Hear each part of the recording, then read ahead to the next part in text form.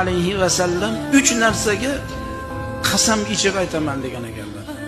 3 narsani sizlarga gapiraman, sizlar shu 3 ta narsani men qasam ichib aytayotgan narsani ehtiyot qilib saqlab qolinglar. Birinchisi, banda qilgan ehson sadaqotlari bilan moli kamaymaydi. Men qasam ichib aytaman deyaptilar payg'ambarimiz sollallohu alayhi vasallam. Qilgan ehsoniga sadaqasini berayotgan bo'lsa, bergan ehsoni kamayib qolmasligiga men qasam ichaman deyaptilar. E'tibor beringlar. Demak, oilaga, bola chaqaga, qavmi qarindoshga inson hadiya, ehson qilayotgan bo'lsa, meni pulim tugab qolyapti demasin, tugamaydi ekan.